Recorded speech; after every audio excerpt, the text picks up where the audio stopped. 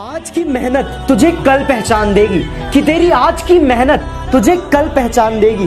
हर वो लंबी रात जो तूने मेहनत करके बिताई है वो तुझे कल जरूर उसका इनाम देगी। हेलो दोस्तों, welcome to B K study point. B K study point में आपका स्वागत है। मैं ब्रिजेंद्र कुमार एक बार फिर स्वागत करता हूं आपको टॉपिक वाइज सीरीज़ में। तो दोस्तों, मैं फिजिक्स पढ़ा रहा था। फिजिक्स में आपको पढ़ा रहा था रासायनिक प्रवर्तन तथा अपवर्तन। तो रासायनिक प्रवर्तन तथा अपवर्तन में मैंने पार्ट 1 में आपको बताया कि प्रकाश क्या होता है, प्रकाश किस प्रकार के होते हैं, प्रकाश के गुण। उसके बाद मैंने पढ़ा दिया और मैंने पार्ट 3 में पढ़ाया कि प्रतिबिंब कितने, दर्पण क्या होता है। ठीक है, दर्पण क्या होता है। तो दर्पण, समतल दर्पण, गोलीय दर्पण। अब गोलीय दर्पण 2 प्रकार के होते हैं, अवतल दर्पण, उत्तल दर्पण, दोनों के प्रकार बता देते। तो उसमें वक्ता त्रिज्या। तो आज हम बताने वाले थे कि उत्तल दर्पण किस में, तो अवतल दर्पण। अवतल दर्पण में F बराबर R/2 सिद्ध करना था। क्या था? F बराबर R/2 सिद्ध करना था। तो हम इसको कह सकते हैं कि आप फोकस दूरी बराबर त्रिज्या की आधी होती है। फोकस दूरी क्या आती है? त्रिज्या की आधी होती है। तो इसको हमें सिद्ध करना था। तो यह हमारा सिद्ध करना है। ठीक है, तो इसमें हमको सिद्ध करना है क्या है, तो इसमें कह रहा है कि गोलीय दर्पण, गोलीय दर्पण F बराबर R/2 सिद्ध करना है। देखिए दोस्तों, वीडियो को लास्ट तक जरूर देखें और अच्छा लगा तो एक लाइक ज़रूर करें। और हम आपके लिए टॉपिक वाइज सीरीज लेकर के आ रहे हैं, तो हमारे साथ बने रहने के लिए हमारे चैनल को सब्सक्राइब कर लीजिए और बेल आइकन को दबाना ना भूलें, ताकि आने वाली अगली वीडियो की नोटिफिकेशन आपको मिलती रहे। तो देखिए दोस्तों, इसमें क्या कर रहा है, इसमें कह रहा है कि गोलीय दर्पण में सिद्ध करना है क्या, F बराबर R/2 सिद्ध करना है हमें। ठीक है, तो हम कह सकते हैं या फिर फोकस दूरी त्रिज्या की आधी होती है, ये हमको प्रूफ करना है। तो देखिए, ये हमारा अवतल दर्पण, ठीक है, ये हमारा अवतल दर्पण है। तो हम एक अवतल दर्पण बना लेते हैं। आप लोग बहुत ध्यान से देखिए, ठीक है, इसको हम बहुत अच्छे से समझाएंगे और इस प्रकार समझाएंगे कि आपको एक बार पढ़ने के बाद फिर दोबारा पढ़ना ना पड़े। ठीक है, ये मान लिए कि हम एक अवतल दर्पण बना लिए। ठीक है, ये, और इसका एक सतह क्या होता है, रजतीत होता है, वो भी बाहर का सतह, क्योंकि अवतल दर्पण का परिभाषा क्या हो, तो अंदर की ओर धंसी हो उसे अवतल दर्पण कहते हैं। ठीक है, किसी खोखले गोले का एक। ठीक है, तो अब इसमें हमने एक दर्पण बना लिया। अब दर्पण का नाम भी दे देते हैं। तो दर्पण का नाम हम कुछ देते थे MN। ठीक है, ये हमारा दर्पण हो गया। ठीक है, तो अब दर्पण में क्या करना है, तो हम इसको देखते हैं। देखिए, आपको हम दिखाएंगे। देखिए, एक दर्पण बना लिया हमने, एक दर्पण बनाया MN। ठीक है, अब इसका एक जो है ना पॉइंट, वो पॉइंट को डिनोट करेंगे। ठीक है, तो हम इस प्रकार करेंगे। जैसे देखिए, इसमें एक वक्रता केंद्र होता है। ठीक है, जैसे आप वृत्त पढ़े ना, तो वृत्त के केंद्र होता है ना, उसका सेंटर इसमें होता है वक्रता केंद्र। क्या होता है? वक्रता केंद्र। इसको C से डिनोट करते हैं। और दर्पण के बीचों बीच, ठीक है, दर्पण के बीचों बीच मान लीजिए ये हमारा पॉइंट है।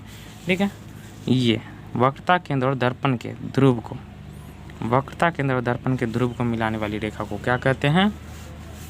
प्रधान अक्ष। इसको क्या कहते हैं? तो इसको हम कहेंगे प्रधान अक्ष। क्या कहेंगे? प्रधान अक्ष।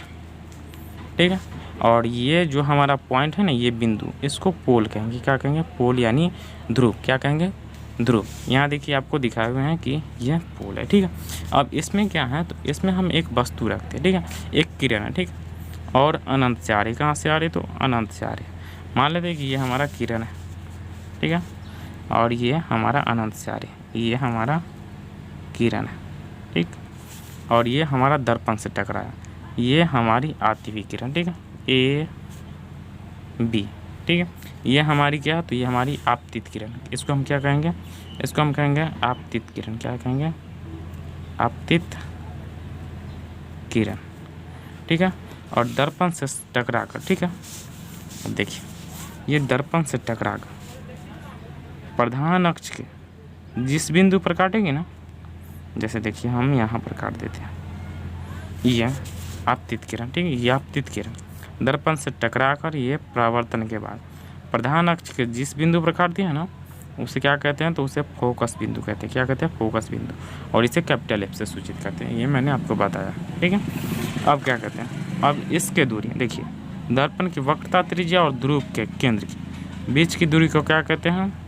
वक्रता त्रिज्या कहते हैं। क्या कहते हैं? वक्रता त्रिज्या। और इसको R से सूचित करते हैं। क्या करते हैं? R से सूचित करते हैं। यहाँ से C और P की दूरी क्या हो जाएगी? R हो जाएगी। हम यहाँ पर लिख भी देते हैं कि CP बराबर R। ठीक है, क्या हो जाएगा? R। ये हमारा पॉइंट हो गया। अब देखिए, फोकस बिंदु। ठीक है, फोकस बिंदु और ध्रुव, फोकस बिंदु और ध्रुव के बीच की दूरी को क्या कहेंगे? फोकस दूरी। और इसको स्मॉल f से सूचित करते हैं। तो हमारा PF बराबर क्या हो जाएगा? स्मॉल है। क्या हो जाएगा? PF बराबर स्मॉल है। ठीक है, ये हो गया। अब क्या कहता है, तो अब देखिए ये तो हमारा हो गया। अब देखिए अब इसका कुछ डिफिनेशन देते, क्या करते हैं इसका हम कुछ लिख देते हैं, ठीक है, इसको भाषा में लिख देते हैं।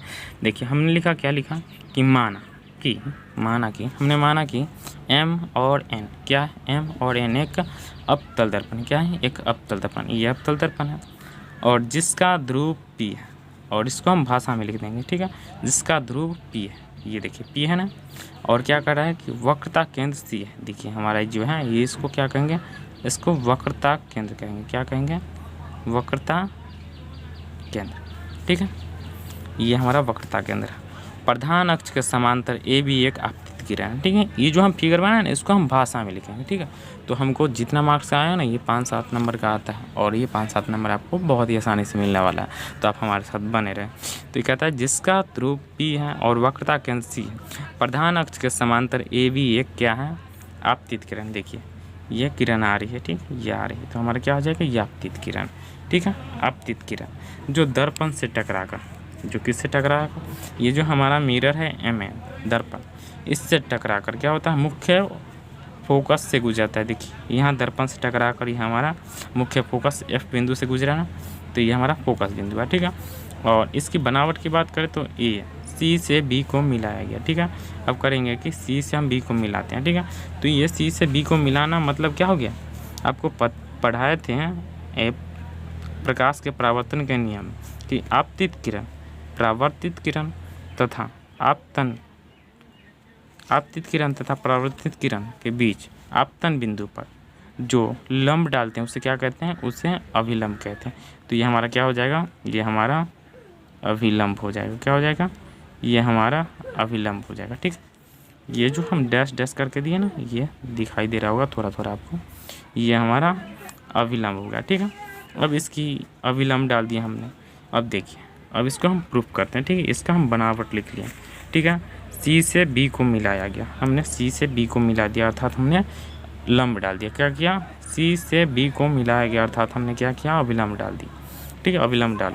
अब देखिए कोण ABC, क्या कहते हैं कोण ABC, ठीक, ABC, ठीक, कोण ABC हमारा क्या है, देखिए आपतित किरण, ठीक है, तथा अभिलंब के बीच में जो कोण बनता है इसको क्या कहते हैं, आई से डिनोट करते हैं आपतन कोण, क्या कहते हैं आपतन कोण। आपको बताए थे, ठीक है, आपको बताए थे आप प्रकाश के परावर्तन के नियम में कि आपतित किरण और अभिलंब के बीच जो कोण बनता है उसे क्या कहते हैं आपतन कोण, ठीक है, आपतन कोण। तो ये हमारा ABC हमारा आपतन कोण हो गया। ये देखिए A B और C, ये यहाँ से आया, ये अभिलंब है और इसके बीच में जो कोण बनाएगा उसे क्या कहेंगे आपतन कोण कहेंगे। ये देखिए थोड़ा सा जूम करके आपको दिखा देते हैं, ये आपको दिखा होगा कि A B और C ये दोनों की, ये B C में हम अभिलंब डालें, क्या किए अभिलंब डालें, ये आपतित किरण है B, और यहाँ B से F पर काटते ये हमारा परावर्तित किरण और बीच में अभिलंब डालें तो A B और C ये क्या हो जाएगा हमारा आपतन कोण, ठीक है। अब क्या कहता है, अब कहता है कि CBF हमारा परावर्तन कोण है, क्या देखिए कोण CBF। तो हम आपको क्या बताए थे कि परावर्तित किरण और अभिलंब और अपरावर्तित किरण के बीच ये हमारा अभिलंब है। देखिए यहाँ पर एक फिगर बना देता हूँ ताकि आपको और भी समझने में आसानी हो, ठीक है, ताकि आप और भी समझने में आसानी हो। तो हम आपको बताए थे कि ये हमारा आपतित किरण, ये हमारा परावर्तित किरण और इसके बीच एक लंब डालते हैं उसे क्या कहते हैं अभिलंब। ये हमारा आपतित किरण और ये हमारा परावर्तित किरण, ठीक है। तो देखिए आपतित किरण और अभिलंब के बीच में जो कोण बनता है उसे क्या कहते हैं आपतन कोण, और अभिलंब और परावर्तित किरण के बीच में जो कोण बनता है उसे क्या कहते हैं परावर्तन कोण, जिसको हम R से सूचित करते हैं, ठीक है। तो बिल्कुल इसी प्रकार इसमें क्या है, देखिए इसमें CBF परावर्तन कोण है, देखिए CBF, इसमें कह सकते हैं इसको भी नाम दे दीजिए, हम इसको AB ही नाम दे देते हैं ताकि आपको आसानी हो, ठीक है, A B और F, ठीक है, और इसको C, देखिए A B C ये हमारा आपतित किरण, CBF ये हमारा देखिए A B C हमारा आपतन कोण, CBF हाँ परावर्तन कोण, और हमारा क्या कर रहा था, हमारा कह रहा पी एफ बराबर है। देखिए पी एफ, ये हमारा पी और ये हमारा कैपिटल है। आपको बताया ना कि फोकस बिंदु और ध्रुव के बीच की दूरी को हम फोकस दूरी कहते हैं, जिसको एफ से सूचित करते हैं। तो ये हमारा एफ हो गया, ठीक है, सिंपली हम एफ। और पी सी बराबर आपको क्या बता कि वक्रता केंद्र और ध्रुव के बीच की दूरी को हम वक्रता त्रिज्या यानी कैपिटल आर से सूचित करते होते हैं। ये क्या हो गया, पी सी बराबर आर, ठीक है। ये हमारा पी सी बराबर आर, देखिए ये, ठीक है। तो हमें सिद्ध क्या करना है, तो हमें सिद्ध करना है कि एफ बराबर आर बाई टू, ठीक है। तो हम क्या लिखेंगे, तो हम लिखेंगे प्रमाण। अब इसका प्रमाण तो देना होगा, तो हम लिखेंगे परावर्तन कोण के नियम से आपतन कोण बराबर परावर्तन कोण होता है। ये आपको भी पता है कि आपतन कोण बराबर परावर्तन कोण होता है, ठीक है। तो देखिए कोण ए क्या है, कोण ए बी और सी, कोण ए बी सी हमारा आपतन कोण है। या फिर हम यहाँ पर इसको समझ सकते हैं समतल दर्पण में, उसमें प्रॉब्लम होता है। ए बी सी हमारा आपतन कोण है, सी बी एफ हमारा परावर्तन कोण है, कोण आई बराबर कोण आर, ठीक है। तो सिंपली इसको हम यहाँ पर लिखें, तो कोण ए बी सी बराबर कोण सी बी एफ, इसको समीकरण 1 मान लिया, यानी कोण आई बराबर कोण आर, ठीक है। और इसलिए चूँकि हम लिखेंगे कि ए बी, देखिए ए बी समानांतर है पी सी के, ठीक है। ए बी समानांतर है पी सी की, तो ए बी समानांतर पी सी, तो हमारा क्या हो जाएगा, ए बी समानांतर पी सी। तो हम देखते हैं कि और किस प्रकार, तो हम लिखेंगे चूँकि कोण ए बी सी, देखिए ए बी सी, ठीक है, ए बी सी बराबर कोण बी सी एफ बराबर कोण बी सी एफ। अब देखिए ये कैसे होगा, बराबर कैसे होता है, ये देखिए ये हमारा, देखिए हम आपको बताते हैं कि ए बी, ठीक, ये बी और ये हमारा मिरर है, ठीक, ये हमारा मिरर है, ये हमारा मिरर, ठीक, ये हमारा मिरर, ठीक है। और ये हमारा वक्रता केंद्र है और ये हमारा ध्रुव है, ठीक। इसको पी, इसको हमने मिला दिया तो ये हमारा क्या हो जाएगा, ये हमारा प्रधान अक्ष, ठीक है, प्रधान अक्ष, ठीक है।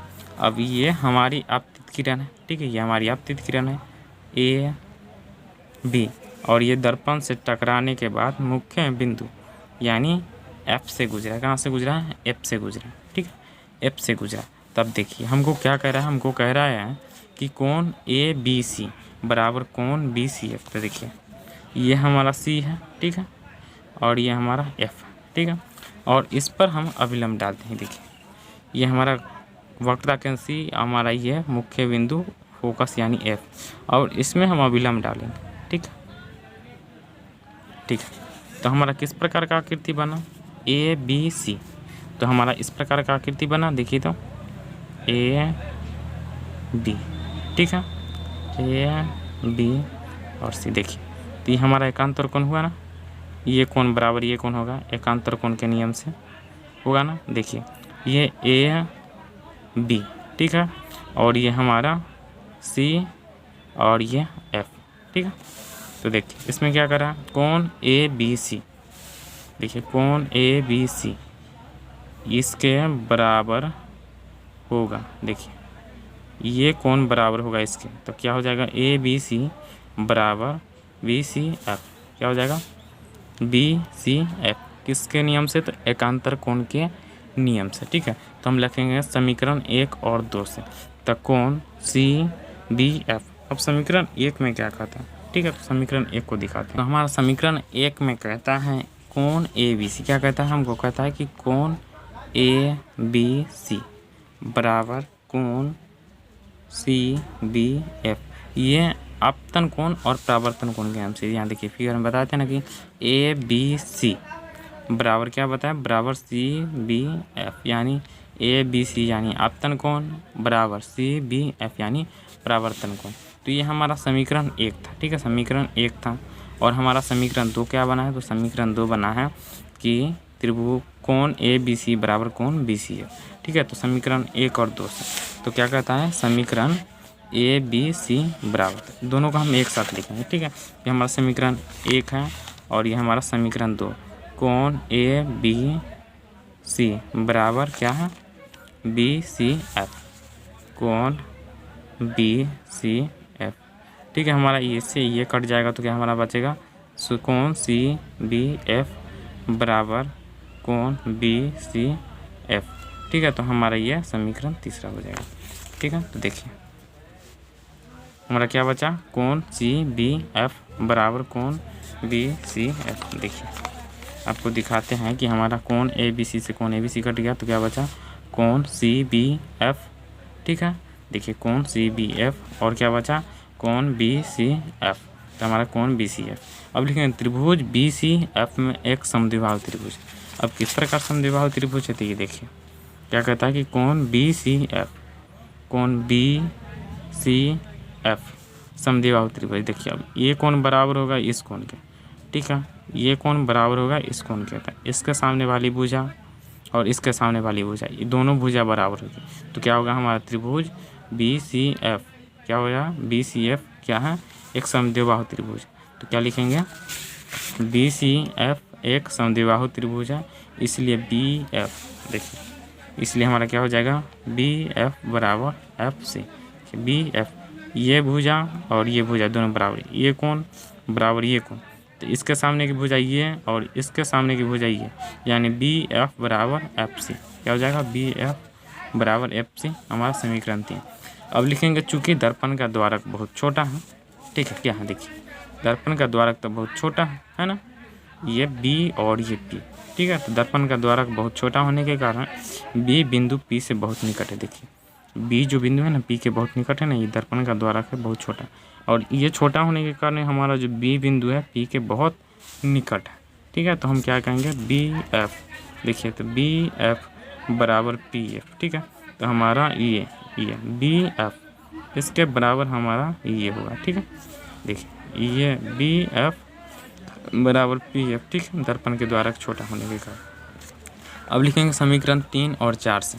तो समीकरण 3 में हमारा क्या, तो समीकरण बी एफ बराबर एफ सी, और 4 में क्या, तो बी एफ बराबर पी एफ। तो हमारा बी एफ से बी एफ कट जाएगा। ठीक है, हमारा बचेगा एफ सी बराबर पी एफ। तो हमारा क्या बचा, देखिए समीकरण 3 और 4 से हमारा एफ सी बराबर पी एफ। अब देखिए एफ सी किसको हम दिए हुए हैं, एफ सी।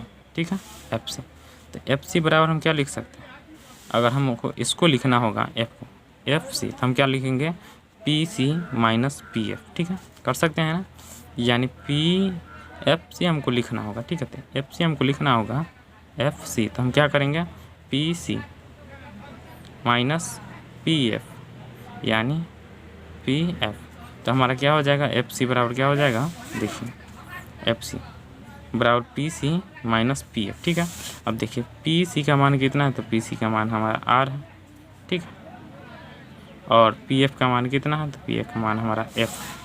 ठीक है, पी एफ का मान हमारा एफ और यहाँ पी एफ। ठीक है, ई एफ सी बराबर पी एफ। तो पी सी का मान हम कितना दे सकते हैं, एफ सी का मान दे सकते हैं P C minus P F. ठीक है, P C minus P F. एक मिनट देखिए, तो हम दे सकते हैं एफ सी बराबर P C minus P F. तो पी सी का मान कितना हो जाएगा, देखिए पी सी का मान हमारा हो जाएगा पी सी। तो पी सी का मान हमारा क्या हो जाएगा, पी सी का मान हमारा आर हो जाएगा। ठीक है, और पी एफ का मान हमारा एफ हो जाएगा। ठीक है, तो हमारा हो गया एफ। तो देखिए आपको इसी फिगर से समझाते हैं। ठीक है, तो देखिए हमारा ये हो जाएगा, तो आर माइनस एफ। ठीक है, अब क्या हुआ, पी सी का मान कितना है, देखिए पी सी का मान कितना है, तो पी सी का मान हमारा आर है और पी एफ का मान हमारा एफ। ठीक है, तो आर माइनस एफ बराबर है। अब देखिए इधर माइनस में और इधर आएगा तो क्या हो जाएगा, प्लस में। तो आर बराबर एफ प्लस एफ बराबर 2f, या फिर एफ बराबर आर बाई 2। ये हमारा प्रूफ होगा।